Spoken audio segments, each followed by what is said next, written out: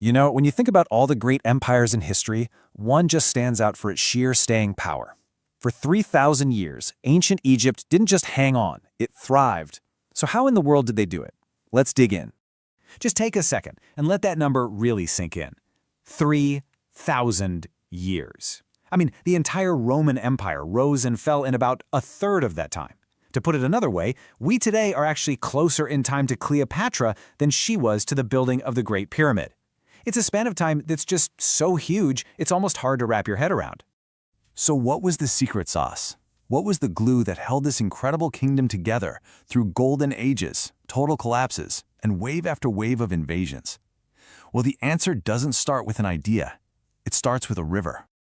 Okay, so our story begins way before the empire, even before the pyramids. We have to go back to a time when Egypt wasn't one kingdom, but two, and each one was totally defined by the geography of their world's lifeblood, the Nile River.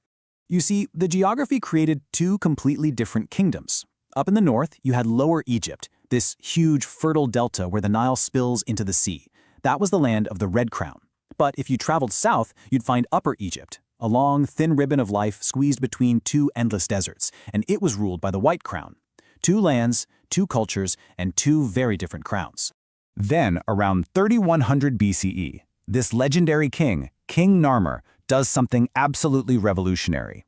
He conquers and unites both lands, and he symbolically smashes the red and white crowns together to make one. Now, this wasn't just creating a kingdom, it was the birth of the world's very first nation-state. And that idea would define the next 3,000 years. With the kingdom finally unified, the era that we all picture in our heads could finally begin, the Old Kingdom. This was the age of the god kings, pharaohs who had the power to build monuments not just for their own time, but forever.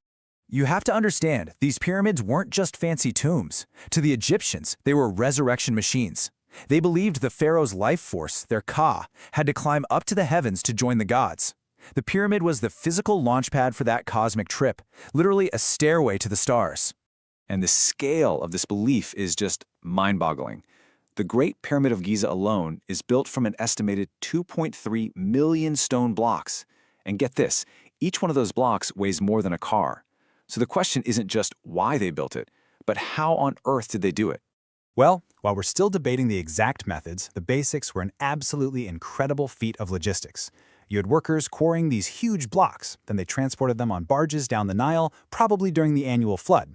And then came the really hard part, dragging them up these massive earthen ramps built alongside the pyramid. It was a total triumph of human organization.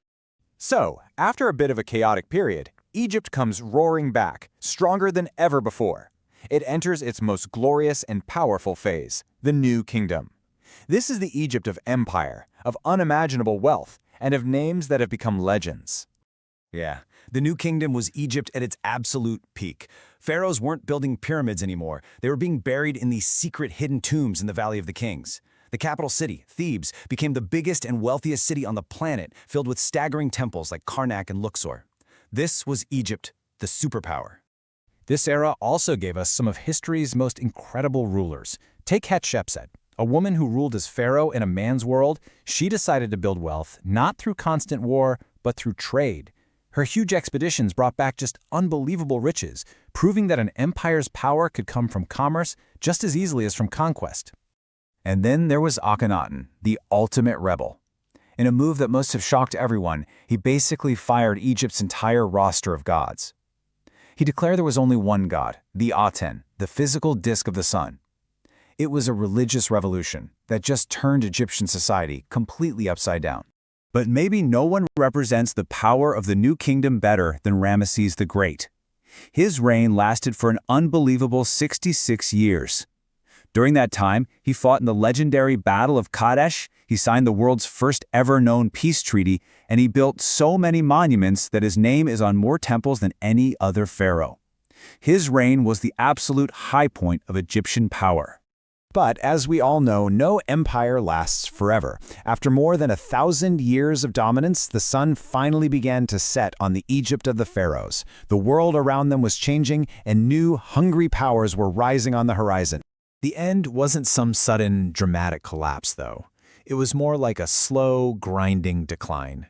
You had power struggles inside Egypt between the priests and the pharaohs that weakened the state from within, and that made it a very tempting target for its ambitious neighbors.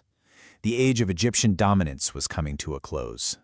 The first major blow landed in 525 BCE, when the massive Persian Empire swept in from the east. They conquered Egypt, turning the land of the pharaohs into just another piece of their empire. For the first time in millennia, a foreign king was on the throne. A couple of centuries later, the Persians were kicked out by a new conqueror, Alexander the Great. Now, he was actually welcomed as a liberator, but his arrival started a whole new chapter.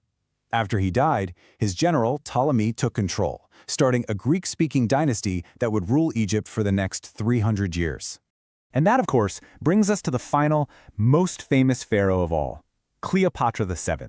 Her story is completely tied up with the rise of Rome. Her death in 30 BCE didn't just end her life, it ended the Ptolemaic dynasty, and it marked the final, definite end of an independent Egypt. The 3,000-year reign of the pharaohs was officially over. So after 3,000 years of history, what's left? Why are we still so completely fascinated by them? Well, it's because their legacy is, quite literally, everywhere. It's written in stone all across the desert, and it's woven into the DNA of our modern world. I mean, just think about what they left us. Their architecture still makes our jaws drop. Hieroglyphs were one of humanity's first giant leaps in communication. The 365 days solar calendar they figured out, that's the direct ancestor of the one we use today. From medicine and math to the very idea of a big, centralized government, they really laid the groundwork for civilization as we know it. And that's the thought I really want to leave you with. The Egyptians built for eternity, and honestly, in a lot of ways, they actually pulled it off. It makes us ask a pretty deep question about ourselves, doesn't it?